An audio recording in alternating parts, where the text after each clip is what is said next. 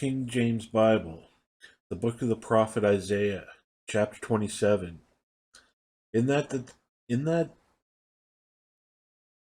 in that day the Lord with his sore and great and strong sword shall punish Leviathan the piercing serpent, even Leviathan that crooked serpent, and he shall slay the dragon that is in the sea. In that day sing ye unto her a vineyard of red wine. I, the Lord, do keep it. I will water it every moment, lest any hurt it. I will keep it night and day. Fury is not in me. Who would set the briars and thorns against me in battle? I would go through them. I would burn them together, or let them take hold of my strength, that he may make peace with me, and he shall make peace with me. He shall cause them that come of Jacob to take root. Israel shall blossom and bud, and fill the face of the world with fruit. Hath he smitten him, as he smote those that smote him? Or is he slain according to the slaughter of them that are slain by him? In measure, when it shooteth forth, thou wilt debate with it. He stayeth his rough wind in that day of the east wind. By this therefore shall the iniquity of Jacob be purged, and this is all the fruit to take away his sin, even when he maketh all the stones of the altar as chalkstones that are beaten in sunder. The groves and images shall not stand up. Yet the defenced city shall be desolate, and the habitation forsaken, and left like a wilderness. There shall the calf feed, and there shall he lie down and consume the branches thereof. When the boughs thereof are withered, they shall be broken off. The women come and set them on fire, for it is a people of no understanding. Therefore he that made them will not have mercy on them, and he that formed them will shew them no favor. And it shall come to pass in that day that the Lord shall beat off from the channel of the river unto the stream of Egypt, and ye shall be gathered one by one, O ye children of Israel.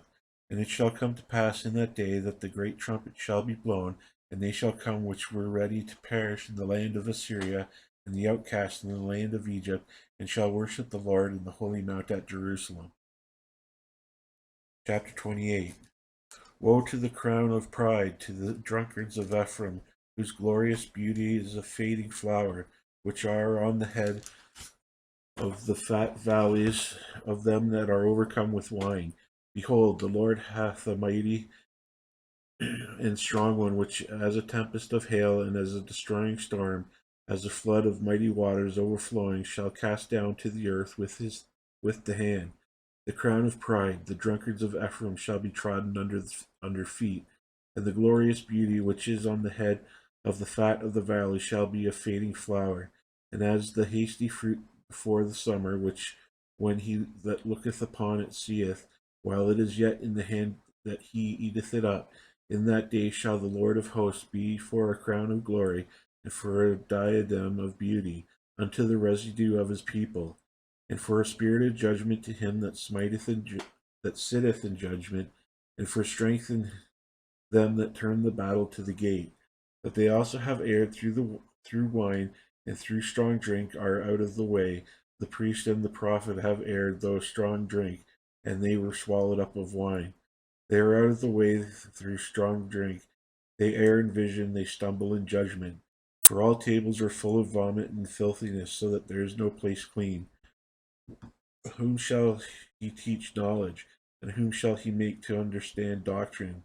That we are weaned from the milk and drawn from the breast. For precept must be upon precept, precept upon precept, line upon line upon line, here a little and there a little. For with the stammering lips and another tongue will he speak to his people, to whom he said, This is the rest wherewith ye may cause the weary to rest, and this is the refreshing. Yet they would not hear. But the word of the Lord was unto them precept upon precept, precept upon precept, line upon line, line upon line, here a little and there a little, that they might go and fall backward and be broken and snared and taken. Wherefore hear the word of the Lord, ye scornful men that rule his people which is in Jerusalem. Because ye have said, We have made a covenant with death, and with hell are we at agreement. When the overflowing scourge shall pass through, it shall not come unto us, for we have made lies our refuge, and under falsehood have we hid ourselves. Therefore thus saith the Lord God, Behold, I lay in Zion for foundation a stone, a tried stone, a precious cornerstone, a sure foundation. He that believeth shall not make haste. And judgment also will I lay to the line, and righteousness to the plummet. And the hail shall sweep away the refuge of lies, and the waters shall overflow the hiding place. And your covenant with death shall be disannulled, and your agreement with hell shall not stand. When the overflowing scourge shall pass through, then ye shall be trodden down by it. For the time that goeth forth, it shall take you for morning by morning, it shall pass over by day, and by night, and it shall be a vexation only to understand the report. For the bed is shorter than that a man can stretch forth.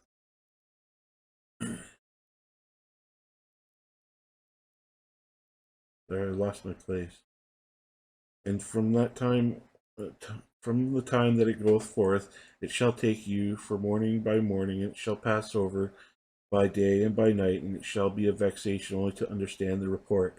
For the bed is shorter than that a man can stretch himself on it, and the covering narrow than that he can wrap himself in it. For the Lord shall rise up as in Mount Perazim, he shall be wroth as in the valley of Gibbon, and he may do his work, his strange work, and bring to pass his act, his strange act. Now therefore be ye not mockers, lest your bands be made strong, for I have heard from the Lord God of hosts a consumption even determined upon the whole earth. Give ye ear and hear my voice, hearken and hear my speech. Doth the plowman plow all day to sow? Doth he open the break, and the clouds of his ground? When he hath made plain the face thereof, doth he not cast abroad the fitches, and scatter the cumin, and cast the principal wheat, and the appointed barley and the rye in their place? For his God doth instruct him to discretion, and doth teach him. For the fitches are not threshed with the threshing instrument, neither is a cartwheel turned upon the cumin. For the fitches are beaten out with a staff, and the cumin with a rod. Bread corn is bruised, because he will not ever be threshing it, nor break it with the wheel of his cart, nor bruise it with his horsemen. Also it cometh forth from the Lord of hosts, which is wonderful in counsel and excellent in working.